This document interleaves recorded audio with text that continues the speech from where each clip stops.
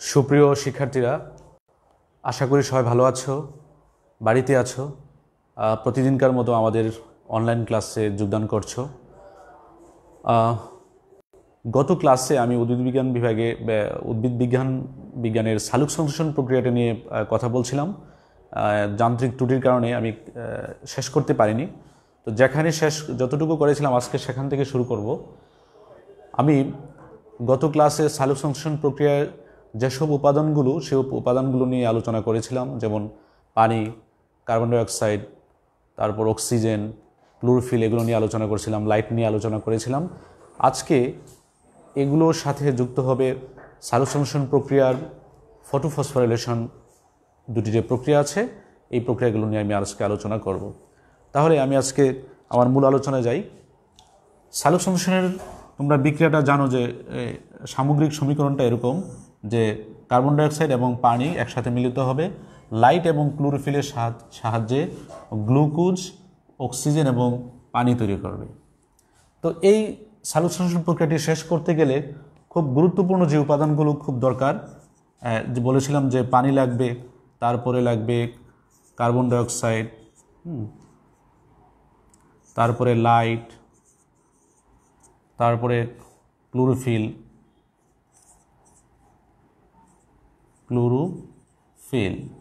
এগুলোর আলোচনা আমার হয়েছে যে এগুলার কীভাবে আসে, কোত্থেকে আসে, এবং লাইট সম্পর্কে বর্ণনা করেছিলাম, ক্লোরোফিল সম্পর্কেও বর্ণনা করেছিলাম। আজকে আমি দেখাবো এই চারটা উপকরণ ছাড়াও আনুষঙ্গিক কিছু উপকরণ সালোক সংশ্লেষণ প্রক্রিয়ার ক্ষেত্রে ব্যবহৃত হয়। সেই আনুষঙ্গিক উপকরণগুলো হলো আনুষঙ্গিক উপকরণ। 1 নম্বরে আসো ইটিএস, ইলেকট্রন ট্রান্সপোর্ট সিস্টেম। তারপরে লাগবে এনএডিপি,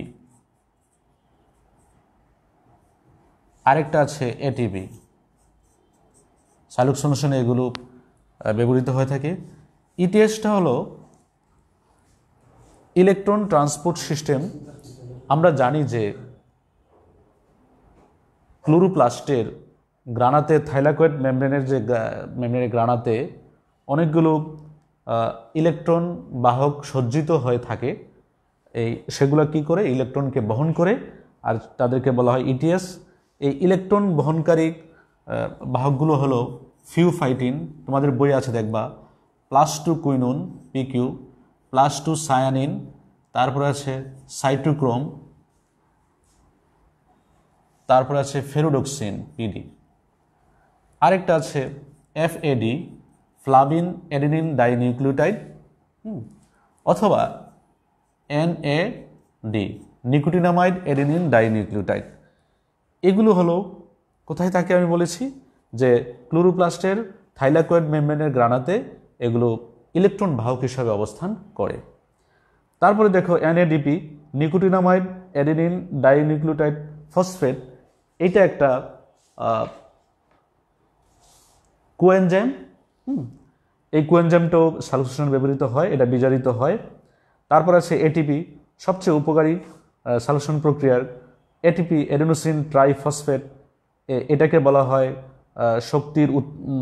শক্তি সেটা সঞ্চয় করে, ব্যবহার করে এবং শক্তি স্থানান্তর করার কাজে এটা কাজ করে থাকে, এবং এটাকে বলা হয় বায়োলজিক্যাল কয়েন, অথবা এটা আরেকটা নাম আছে জৈব মুদ্রা অথবা আণবিক মুদ্রা। এটা সালোক সংশ্লেষণ প্রক্রিয়ায় প্রোটিন সংশ্লেষণ, কার্বোহাইড্রেট সংশ্লেষণ, তারপরে কোষ বিভাজন, বিভিন্ন কাজে এই এটিপিটা ব্যবহৃত হয়ে থাকে। এই হলো আমাদের আনুষঙ্গিক উপকরণ। এবার আমরা সালোক সংশ্লেষণ প্রক্রিয়াটিতেই চলে যাই। বিজ্ঞানী ব্ল্যাকম্যান 1905 সালে, ইংরেজি বিজ্ঞানী ব্ল্যাকম্যান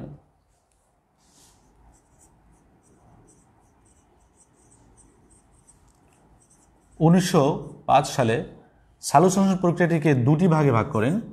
প্রথমটা হলো আলোক নির্ভর অধ্যায়,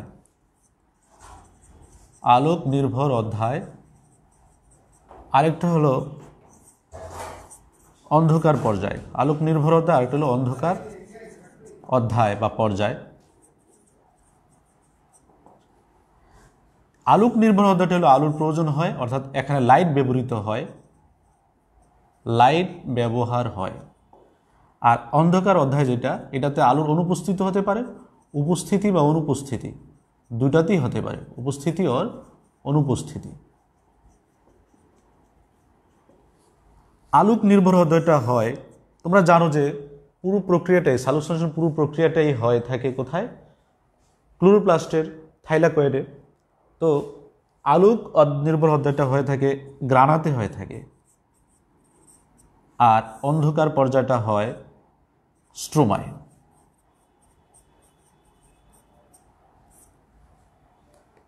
কি বললাম যে আলোক নির্ভর অধ্যায়টি হবে, এটা যেহেতু লাইটের প্রয়োজন আছে এই অধ্যায়টার জন্য, সেটা হবে গ্রানাতে, থাইলাকয়েডের অর্থাৎ ক্লোরোপ্লাস্টের গ্রানাতে।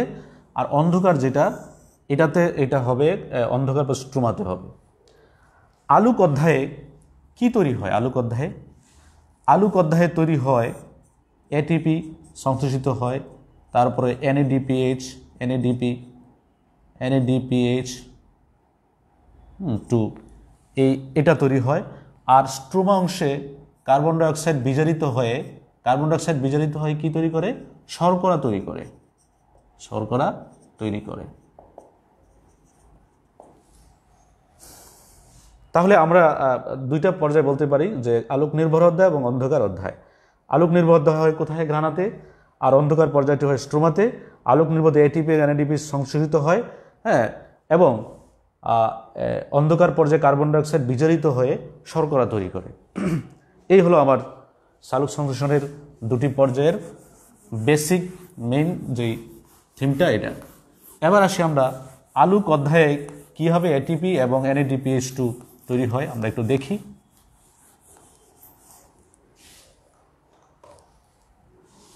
আলোক নির্ভর অধ্যায়।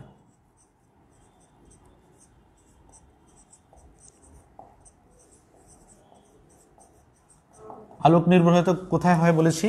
যে গ্রানাতে হয়, গ্রানাতে। কি তৈরি হয় বলেছি? এটিপি এবং NADPH2। এটিপি এবং NADPH তৈরি হয়।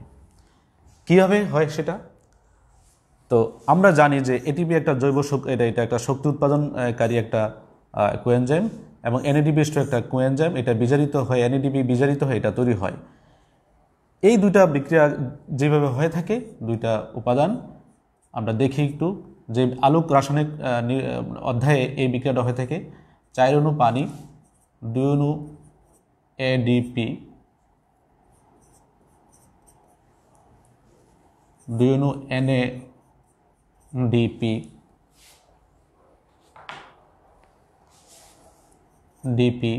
আর 2 অণু অজৈব ফসফেট, ইনঅর্গানিক ফসফেট। কীভাবে হয়? লাইট এবং ক্লোরোফিলের সাহায্যে কি তৈরি হয়? দুইটা এটিপি তৈরি হয়, দুইটি NADPH2 তৈরি হয়,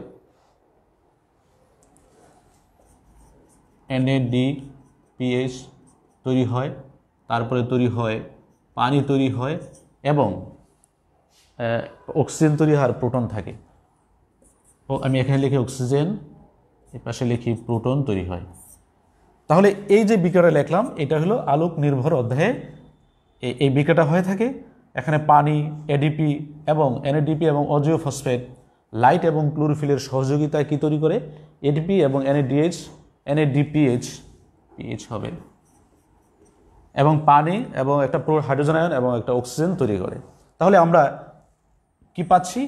যে সালোক সংশ্লেষণের আলোক নির্ভর অধ্যায়ে আমরা খুব দুটি গুরুত্বপূর্ণ প্রোডাক্ট পাচ্ছি, সেটা হলো এটিপি এবং NADPH, এই দুটা পাচ্ছি।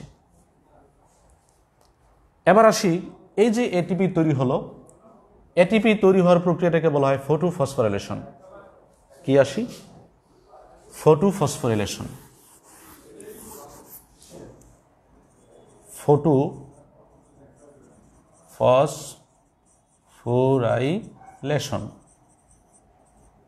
ফটোফসফোরাইলেশনটা হলো যে এডিপির সাথে অজৈব ফসফেট, এক অণু এডিপির সাথে 2 অণু এডিপির সাথে একন অজৈব ফসফেট যুক্ত হয়ে হ্যাঁ তখন কি হয়, এটিপি তৈরি করে।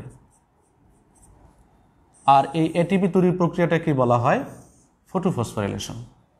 কে বললাম যে দুই অণু এডিপির সাথে একটি অজৈব ফসফেট যুক্ত হয়ে এটিপি তৈরির প্রক্রিয়াটাকে বলা হয় ফটোফসফোরাইলেশন। এই ফটোফসফোরাইলেশনকে আবার দুই ভাগে ভাগ করা হয়েছে। একটা হলো অচক্রিয়,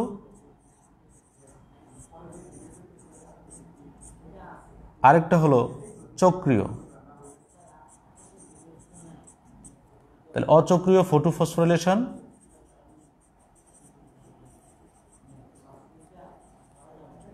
আর আরেকটা হলো চক্রীয় ফটোফসফোরাইলেশন।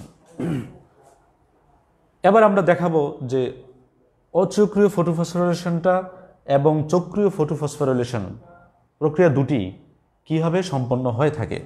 প্রথমে আসি অচক্রীয় ফটোফসফোরাইলেশন।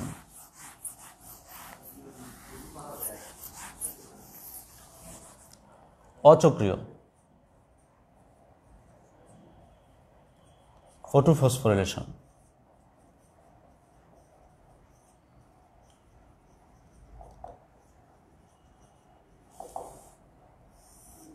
যেহেতু এটা একটা এটিপি তৈরির একটা প্রক্রিয়া, এখানে সালোক সংশ্লেষণের যেসব উপাদানগুলো ব্যবহৃত হবে এই ফটোফসফোরাইলেশনে কি ব্যবহৃত হবে, যেমন ক্লোরোফিল, দুটি বিক্রিয়া কেন্দ্র ব্যবহৃত হবে। একটা বিক্রিয়া কেন্দ্রের নাম ফটোসিস্টেম 2, আরেকটা হলো ফটোসিস্টেম 1। ফটোসিস্টেম 2 এবং ফটোসিস্টেম 1। তারপরে ব্যবহৃত হবে ফটোসিস্টেম 2 এর ক্ষেত্রে ক্লোরোফিল ব্যবহৃত হবে 673 ন্যানোমিটার তরঙ্গ দৈর্ঘ্যের, যেটা আলো শোষণ করতে পারে। আর ফটোসিস্টেম 1 এর ক্ষেত্রে ব্যবহৃত হবে 600 ক্লোরোফিল 683 ন্যানোমিটার তরঙ্গ দৈর্ঘ্যের আলো যে শোষণ করতে পারে সেটা। আর এটা একটা ফটোসিস্টেমটা হলো এটা একটা একক। ফটোসিস্টেম 1, ফটোসিস্টেম 2 এগুলোকে বলা হয় একক। এই এককগুলো হলো যে ইলেকট্রন গ্রহীতা এবং ক্লোরোপ্লাস্টের থাইলাকয়েড মেমব্রেন ইলেকট্রন গ্রহীতা এবং ক্লোরোফিল মিলেই মূলত এই ফটোসিস্টেমগুলো তৈরি হয়ে থাকে। এগুলোকে বলা হয় সালোক সংশ্লেষণের একক। তাহলে ফটোসিস্টেম 1-এ যেই তরঙ্গ দৈর্ঘ্যের ক্লোরোফিল ব্যবহৃত হবে সেটা হলো 673 ন্যানোমিটার তরঙ্গ দৈর্ঘ্যের ক্লোরোফিল শোষণ করে। আর ফটোসিস্টেম 1-এ যেটা আছে সেটা 683 ন্যানোমিটার তরঙ্গ দৈর্ঘ্যের আলো শোষণ করে। ফটোসিস্টেম 2-এর যে বিক্রিয়া কেন্দ্র, সেই বিক্রিয়া কেন্দ্রের যে বিক্রিয়া কেন্দ্রের ক্লোরোফিল থাকবে সেটা হলো P680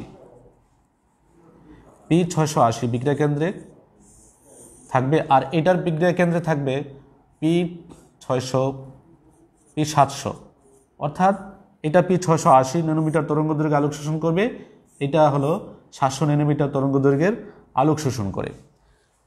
এইগুলো বলা হয় প্রধান এই ক্লোরোফিল এর, এগুলো হলো প্রধান যে অর্থাৎ আলোক শোষণকারী ক্লোরোফিল। আর এগুলো হলো তোমার বিশেষ P680 P700 এগুলো হলো বিশেষ ক্লোরোফিল, যেগুলো 680 ন্যানোমিটার তরঙ্গ দৈর্ঘ্যের এবং 700 ন্যানোমিটার তরঙ্গ দৈর্ঘ্যের আলোক শোষণ করে থাকে। এবার আমি অচক্রীয় ফটোফসফোরেশন প্রক্রিয়াটাতে চলে যাই। অচক্রীয় ফটোফসফোরেশন প্রক্রিয়াটায় আমি এখান থেকে শুরু করি। আমি কতগুলো ক্লোরোফিল আঁকলাম, যে এগুলো দিয়ে এটার মধ্য দিয়ে এটা একটা বিক্রিয়া কেন্দ্র, এটার মধ্য দিয়ে আলো যাচ্ছে, আলো এভাবে যাচ্ছে। এটা হলো 600 ক্লোরোফিল 673 ন্যানোমিটার তরঙ্গ দৈর্ঘ্যের আলো। এটার বিক্রিয়া কেন্দ্র এটা P680 শোষণ করে। এই যখন 673 ন্যানোমিটার তরঙ্গ দৈর্ঘ্যের আলো যখন ক্লোরোফিলে প্রবেশ করে, সেখান থেকে সেটা বিক্রিয়া কেন্দ্র P680-তে যায়। P680-তে যাওয়ার পর এখান থেকে দুটি ইলেকট্রন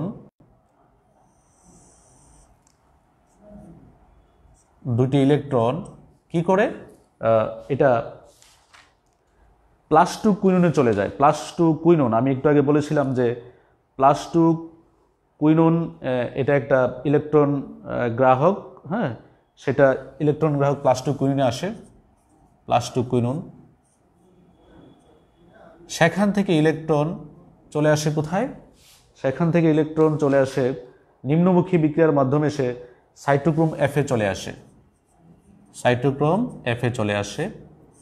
এই সাইটোক্রোম এফে চলে আসার সময় এডিপি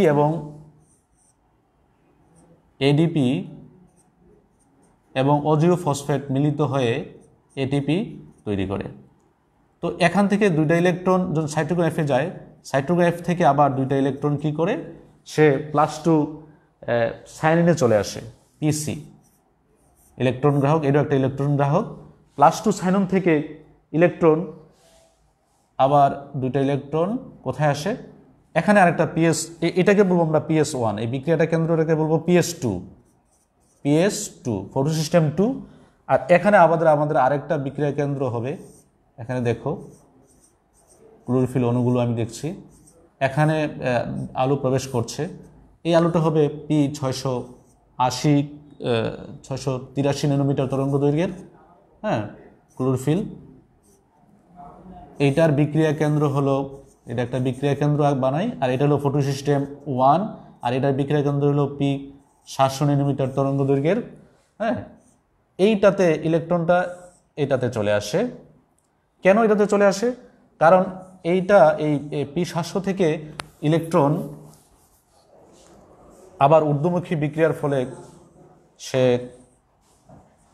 ফেরুডক্সিনে চলে যায়। ফেরুডক্সিন একটা ইলেকট্রন গ্রাহক, ফেরুডক্সিনে চলে যায়, একটু দেখে এইভাবে, ফেরুডক্সিনে আসে দুইটা ইলেকট্রন।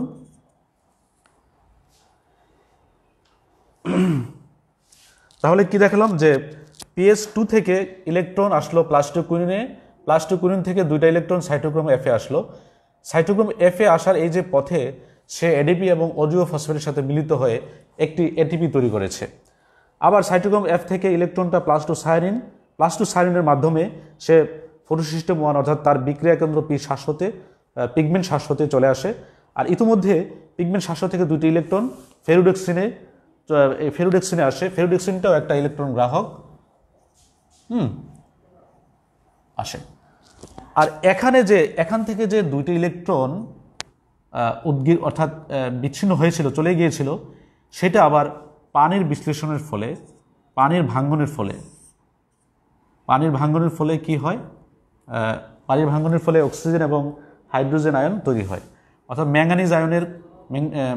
ম্যাঙ্গানিজ আয়নের প্রভাবে এবং ক্লোরিন আয়নের প্রভাবে পানি ভেঙে দুইটা ইলেকট্রন কি করে, এই এখানে আসা তার এই ঘাটতিটা পূরণ করে। কারণ ইতিমধ্যে তার থেকে দুইটা যে ইলেকট্রন চলে গিয়েছিল, এই ঘাটতিটাকে পূরণ করে।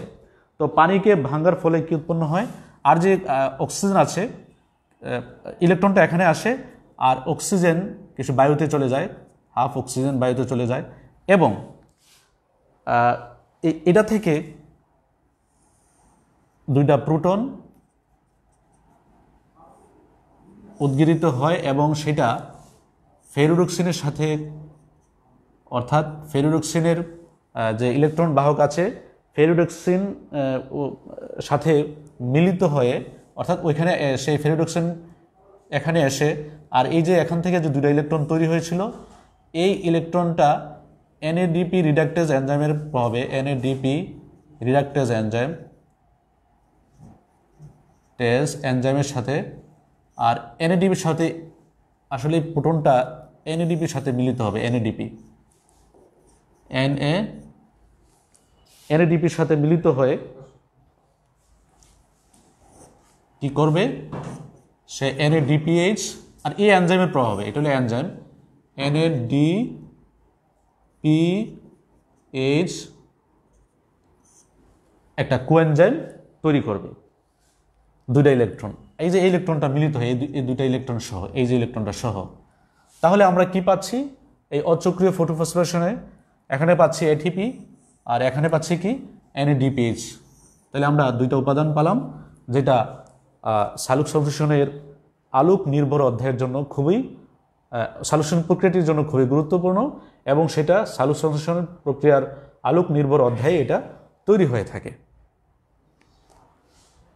তারপরে প্রক্রিয়াটা হলো অচক্রিয়, গেল চক্রীয় ফটোফসফোরিলেশন। চক্রীয় ফটোফসফোরিলেশন, আচ্ছা এটা অচক্রীয় হলো এই কারণে যে আমি মুছে ফেলেছি যে ইলেকট্রন যখন ফটোসিস্টেম 1 থেকে সে বের হয়ে এবং এনএডিপি রিডাক্টেজ ফটোসিস্টেম 1-এ আসে, 2 থেকে বের হয়ে ইলেকট্রন ফটোসিস্টেম 1-এ আসে এবং 1 থেকে সে এনএডিপিএইচ তৈরি করে, একটা কোয়েনজাইম তৈরি করে। এই ইয়াটা কিন্তু ইলেকট্রনটা কিন্তু সেটা আবার ফিরে আসে না, তার প্রাথমিক বিক্রিয়া কেন্দ্র ফিরে আসে না, এই জন্য এটার নাম হয়েছে অচক্রীয় ফটোফসফোরিলেশন। এবার আসবো আমরা চক্রীয়। চক্রীয় বলতে বোঝাবে যে যেখান থেকে ইলেকট্রন যাবে সে পুনরায় আবার আগের তার বিক্রিয়া কেন্দ্রে ফিরে আসবে, এই জন্য এটাকে বলবো আমরা চক্রীয় ফটোফসফোরিলেশন। চক্রীয় ফটোসিস্টেম প্রক্রিয়াটা একটু খেয়াল করো, এটাতে জড়িত PS1 অর্থাৎ ফটোসিস্টেম 1 জড়িত। আর এটার জন্য যে আমি বলেছিলাম যে এটার জন্য যে ক্লোরোফিল 683 ন্যানোমিটার তরঙ্গ দৈর্ঘ্যের ক্লোরোফিল যেটা যে আলো শোষণ করতে পারে, আর এবং এটার বিক্রিয়া কেন্দ্র হলো P700, হ্যাঁ পিগমেন্ট 700। এই ক্লোরোফিল 683 এবং তার বিক্রিয়া কেন্দ্র 700 ন্যানোমিটার যে তরঙ্গ শোষণ করে সেই ক্লোরোফিল। তাহলে আমরা দেখি এটার প্রক্রিয়াটা কীভাবে হয়ে থাকে। আমরা একটা বিক্রিয়া কেন্দ্র আঁকি, এটা হলো বিক্রিয়া কেন্দ্র, এখানে ক্লোরোফিল মাধ্যমে আলো প্রবেশ করছে এবং আলো প্রবেশ করে বিক্রিয়া কেন্দ্রে যায়। এটার বিক্রিয়া কেন্দ্র হলো PS1 আর এখানে 683 ন্যানোমিটার তরঙ্গের দৈর্ঘ্যে আলো প্রবেশ করছে। এটা থেকে ইলেকট্রন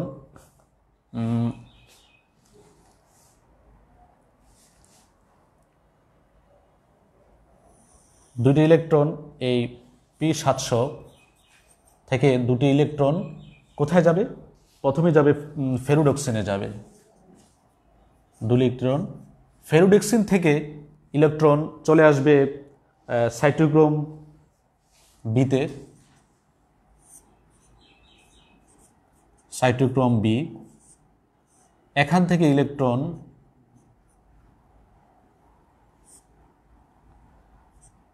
সাইটোক্রোম বি থেকে ইলেকট্রন চলে আসবে +2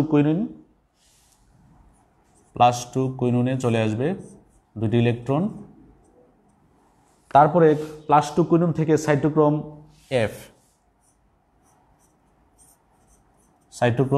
এ আসে ইলেকট্রনগুলো। আর এই সাইটোক্রোমে এফ এ আসার সময় এডিপির সাথে অজীব ফসফেট মিলিত হয়ে এটিপি তৈরি করবে। সাইটোক্রোম এফ থেকে ইলেকট্রন চলে আসবে +2 সায়ানিনে, অর্থাৎ দুইটা ইলেকট্রন কোথায় আসবে? +2 সায়ানিন, পিসি +2 সায়ানিন। আবার এই +2 সায়ানিন থেকে ইলেকট্রন এই তার যে বিক্রিয়া কেন্দ্র ছিল, বিক্রিয়া কেন্দ্রে তার ইলেকট্রনের ঘাটতিটা আবার পূরণ করবে। তাহলে একটু দেখো যে ইলেকট্রন এই বিক্রিয়া কেন্দ্র থেকে ইলেকট্রন যখন উদ্গীরিত হয়েছিল এবং সেটা ফেরুডক্সিন থেকে ঘুরে সাইটোক্রোম বি, +2 কুইনুন, সাইটোক্রোম এফ এবং সেই ইলেকট্রনের আবার ইলেকট্রন +2 সায়ানিন দিয়ে আবার সেই বিক্রিয়া কেন্দ্রে চলে আসছে। এই জন্য এই যে ফটোফসফোরেশনটা এটাকে বলে চক্রীয় ফটোফসফোরেশন, অর্থাৎ চক্রাকারে সেটা ঘুরছে। আর এখানে দেখো যখন +2 কুইনুন থেকে সাইটোক্রোম এফে আসছে, এই ইলেকট্রন গ্রাহকে আসছে, তখন এই আসার সময় এডিপি এবং অজীব ফসফেট মিলিত হয়ে একটা এটিপি তৈরি করেছে। তাহলে এখানে একটা এটিপি তৈরি হলো। আর আমরা জানি যে এটিপি তৈরি হওয়ার প্রক্রিয়াটাকে বলা হয় ফটোফসফোরিলেশন। হ্যাঁ, এটা হলো একটা চক্রীয় ফটোফসফোরিলেশন। তোমাদের পরীক্ষাতে আসে যে চক্রীয় এবং অচক্রীয় ফটোফসফোরিলেশন ব্যাখ্যা করো এবং তাদের মধ্যে একটা পার্থক্য আর থাকে। তো এখন আমি পার্থক্যটা খুব অল্প সময়ের মধ্যে দেখিয়ে দিই। চক্রীয় ফটোফসফোরিলেশন এবং অচক্রীয় ফটোফসফোরিলেশন। চক্রীয় এবং অচক্রীয় ফটোফসফোরিলেশন। তাহলে প্রথমেই পার্থক্যটা আসো যে চক্রীয় ফটোফসফোরিলেশনে যে ফটোসিস্টেমটা থাকে সেটা হলো ফটোসিস্টেম 1। আমি খুব সংক্ষিপ্তভাবে বোঝাচ্ছি। আর এইটাতে থাকে অচক্রিয়টা থাকে ফটোসিস্টেম 1 এবং ফটোসিস্টেম 2। এইটাতে দেখো যে এটাতে পানির প্রয়োজন হয় না, কারণ এটাতে পানির ভেঙে যে প্রোটন তৈরি করার কোনো প্রয়োজন নেই, এজন্য এটার পানির প্রয়োজন নেই, প্রয়োজন হয় না। আর এটাতে পানির প্রয়োজন হয়, পানির প্রয়োজন।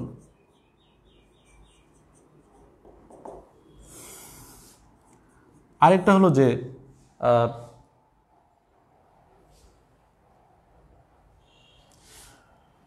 আরেকটা খুব ইম্পর্টেন্ট, যেটা অক্সিজেন সৃষ্টি হয় না, যেহেতু পানির প্রয়োজন হয় না সেক্ষেত্রে অক্সিজেন সৃষ্টি হয় না। আর এটাতে কি হয়, অক্সিজেন সৃষ্টি হয়। আর এটার তোমরা এটা সংজ্ঞা দিবা যে চক্রীয় ফটোসিস্টেম 1 থেকে ইলেকট্রন বিভিন্ন বাহকের মাধ্যমে ঘুরে আবার ফটোসিস্টেম 1-এ চলে আসে, এটা হলো চক্রীয়। আর এখানে ফটোসিস্টেম 2 থেকে ইলেকট্রন বিভিন্ন বাহকের মধ্যে ঘুরে ফটোসিস্টেম 2 থেকে 1-এ আসে, 1 থেকে ইলেকট্রন আর আবার কোথায় আসে না, ফটোসিস্টেম 2-তে আসে না, সুতরাং এটা হলো অচক্রীয়। তাইলে পানির প্রয়োজন হয়, অক্সিজেনের সৃষ্টি হয়, পানির প্রয়োজন হয় না। আর এটাতে পানির প্রয়োজন, কারণ এটা পানি ভাঙে না, এটার দরকার নেই, এটাতে পানি ভাঙে প্রোটন তৈরি হয়, ইলেকট্রন তৈরি হয়। আর এটা অক্সিজেন সৃষ্টি হয় না, কারণ পানির যেহেতু প্রয়োজন হয় না, সুতরাং অক্সিজেনের সৃষ্টি হয় না। এটাতে পানির প্রয়োজন হয় বলে অক্সিজেন সৃষ্টি হয়। আরেকটা হলো যে এখানে চক্রীয় ফটোসিস্টেমে কোনো বিজারণ ঘটে না, কোনো প্রকার বিজারণ ঘটে না। আর ওইটাতে বিজারণ ঘটে।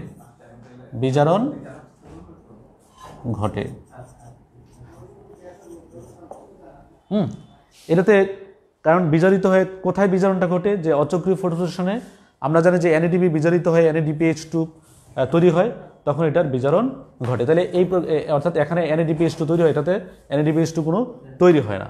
এই হলো আমাদের মূল পার্থক্যগুলো, 4টা পার্থক্য, সংজ্ঞা সহ 5টা পার্থক্য। আশা করি তোমরা এটা ভালোভাবে বুঝেছো, এবং যদি তোমাদের কোথাও প্রবলেম হয়, যেখানে কোনো কোশ্চেন থাকে, তাহলে তোমরা আমাকে কমেন্টস করে জানিয়ে দেবে। তো আজকে এই পর্যন্তই। ভালো থেকো, সুস্থ থেকো এবং বাড়িতেই থাকো।